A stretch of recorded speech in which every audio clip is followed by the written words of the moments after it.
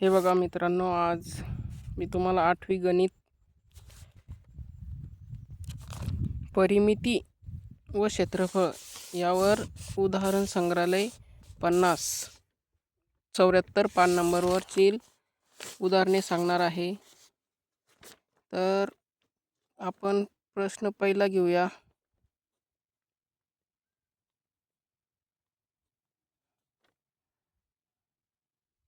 प्रत्येक चौरस बाजूची लांबी दिली आहे, त्यावरून त्यांचे क्षेत्रफळ काढा। तर आपल्याला माहिती आहे चौरसाची क्षेत्रफळ काढण्याचं सूत्र 12 गुणिला 12 म्हणजेच लांबी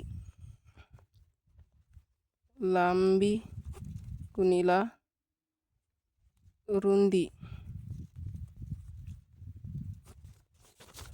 याचं क्षेत्रफळ 144 सेंटीमीटर। हे झालं पहिल्याचं।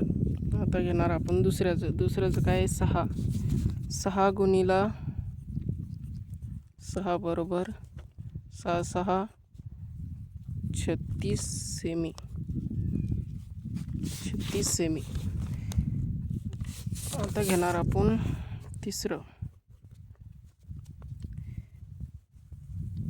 25 गुणिला 25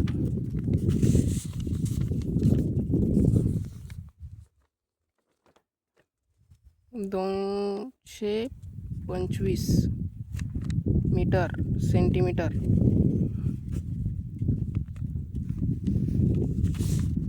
आता घेणार आपण 18 सेमी। नंबर 4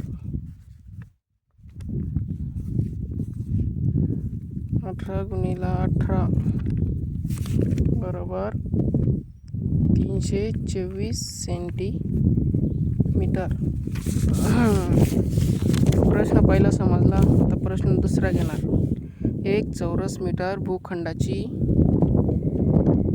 किंमत 900 रुपये असल्यास 25 मीटर लांबी व 20 मीटर रुंदी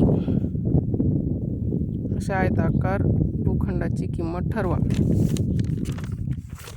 तर आपण अगोदर